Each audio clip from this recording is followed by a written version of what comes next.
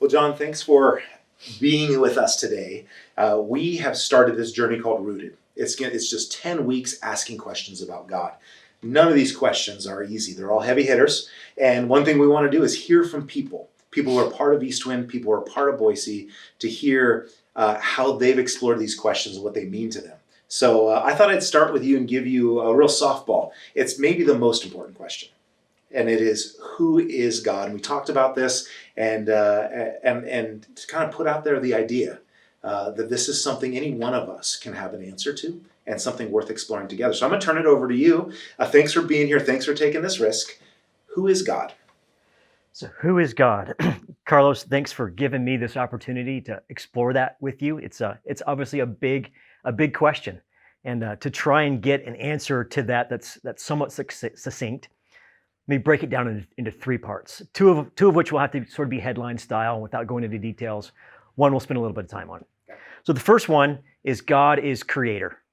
God created everything. He created the universe. He created matter, time, space, physics. He created you. He created me. He created all of us. So God's creator. The second one for me is God is relational. In fact, I would argue that a primary, if not the predominant theme of the entire Bible is that God desires a trust-based relationship with each one of us. A relationship that's so confident in who God is that we can live without fear, that we can have perfect peace. Now, if that's true, wouldn't that be great? I think that would be great. So then the third one, so God's creator, God's relational, and God is love. When I hear God is love, I kind of go to, my mind goes to, that's a little soft. It's almost like compassion or kindness, almost synonymous with kind. But when we look at what the New Testament authors were talking about when they say God is love, it's actually something far more complex, something more challenging than that. So God is love, that comes out of 1 John. So John, the disciple, apostle, he lived with Jesus, 3 years with Jesus, instrumental in starting the church, growing the church.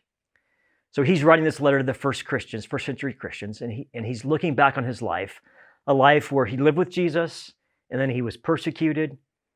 He watched his friends killed. At this time when he's writing this, he's probably exiled and isolated. He's looking back on all that, and he says, God is love. So clearly it's not soft. It's something far deeper than that. So break it down a little bit further. You look at John's gospel when he's talking about his time with Jesus, and there's this encounter. Well, it's clear that John thought Jesus was God. The two are the same. There's this encounter where at the end of John's gospel, he's describing the last night that he and the disciples are having with Jesus. And Jesus is trying to explain to them who he is, kind of one last time. And they're still not quite getting it. And Philip interrupts and he says, Jesus, just show us the Father, and that'll be enough for us. And Jesus says, his answer is, if you've seen me, you've seen the Father. I and the Father are one.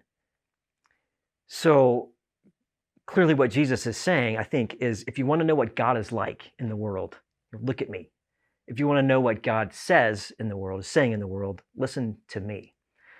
So God is love. Jesus is God. Look at Jesus' life. That's love. That's how we can understand love. And when we look at that, there's certainly kindness and compassion. I mean, example after example in the Gospels of Jesus meeting people's needs and doing it compassionately. But love was also tough. It was tough. Jesus had very harsh things to say to religious teachers who were abusing their position and making it difficult for people who were trying to get to God. Jesus said to a beloved cousin, you need to stay in jail. That's hard to get your head around. Jesus said to his closest disciples, I rebuke you, when they mistakenly asked him if they should destroy people who mistreated them. Jesus said to one of those disciples, get behind me, Satan.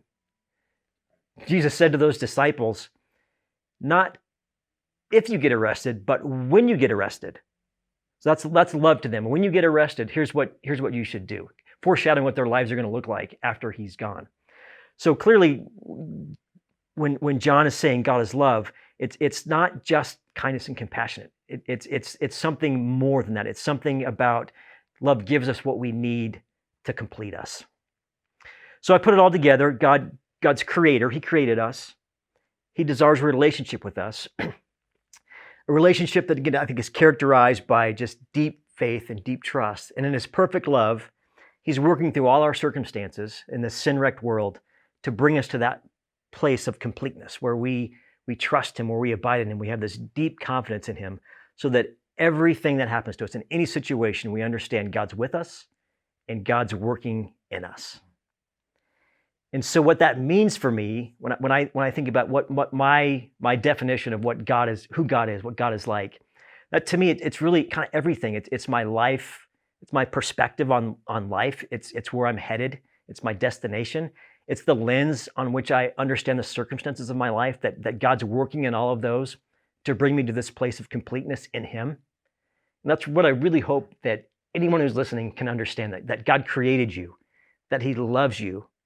And because of that love, he's desiring this relationship with you where you just have completeness in him.